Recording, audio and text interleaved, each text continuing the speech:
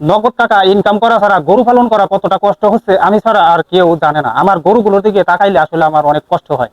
আমার নগদ টাকা নাই বিধায় আমার গরুগুলোর আজকে এই করুণ অবস্থা।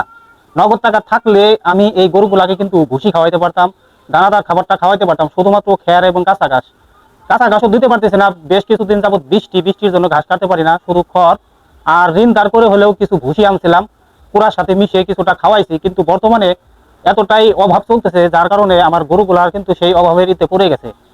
কপাল ভালো আমি হয়তো ফ্যাটেনিং এ নাই, যদি ফ্যাটেনিং এ থাকতাম তাহলে কিন্তু আমার এই গরুগুলা বিক্রি করে দিতে হতো। আর গরু কোনো অবস্থাতেই দানাদার ছাড়া পালন করা যায় না, এটা আমি এখন হারে হারে টের পাচ্ছি।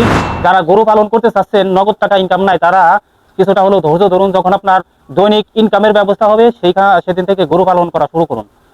আর এইটা কভার করতে গিয়ে কিন্তু অনেক প্রবাসী ভাই আছে, অনেক চাকরিজীবী ভাই আছে, তারা কিন্তু এই গরু কেনার পরের দিন থেকে ইনকাম চাওয়ার একটা বিষয় তৈরি করার জন্যই কিন্তু অনেকেই গাভী গরু কিনে থাকেন।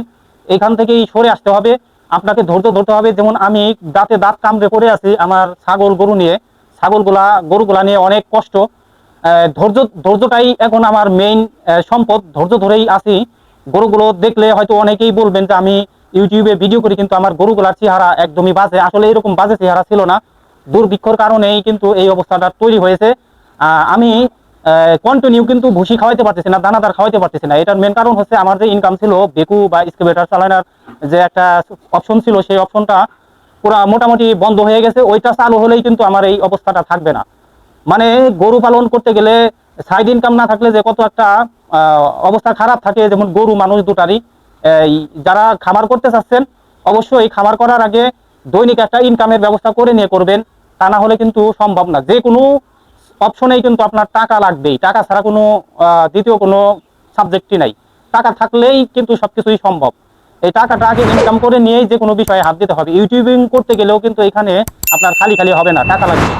আপনার ভালো ক্যামেরা সেটআপ, ভালো মাইক্রোফোন, ভালো এডিটিং এর একজন এডিটর, এই বিষয়গুলো না থাকলে কোনো জায়গায় থেকে আসলে মানে টাকা না থাকলে কোনো জায়গা থেকে ইয়া করা যায় না, ওভারকাম করা যায় না। আমার বর্তমান খামারের প্রতিদিন কমসে কম গরু প্রতি 5টা গরুতে প্রায় 300 বা 400 টাকা হলেও মিনিমাম 300-400 টাকা লাগবেই। কিন্তু এই টাকাটা আমি আমার সংসার খরচের পাশাপাশি এটা মানে ইয়া করতে পারতেছি না।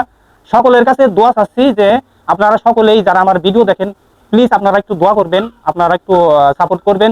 এই সাপোর্টটা করলেই হয়তো, দোয়া করলে বা আল্লাহ তাআলা যদি আপনাদের দোয়া কবুল করে বা আমার চেষ্টাটা সফল হয়, তাহলেই কিন্তু আমি আমার খামারটা টিকিয়ে রাখতে পারবো। অন্যথায় কিন্তু এতদিন অনেক কষ্ট করে হলেও বুকে আগলে রেখেও গরুগুলাকে খাওয়াচ্ছি, কিন্তু ইদানিং বৃষ্টি হওয়াতেই কিন্তু এই সমস্যাটা আরো বেশি দেখা দিচ্ছে। পর্যাপ্ত ঘাস খাওয়াতে পারতেছি না, এর কারণে সমস্যাটা হচ্ছে। আপনারা দোয়া করবেন এই বর্ষাকালটা যেন ভালোভাবে পাড়ি দিতে পারি, কারণ কাঁচা ঘাস থাকবে না, এই সময়টা আমার অনেক কষ্ট হয়ে যাবে।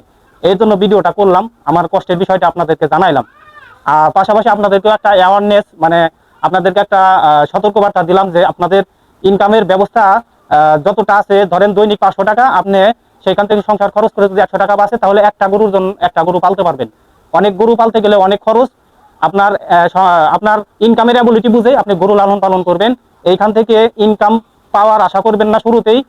কমসে কম 3-4 বছর পরে যদি এইখান থেকে আপনার পুরাপুরি ইনকাম আসে, সেটা 3-4 বছর পরে কিন্তু আপনি অপেক্ষা করতে হবে।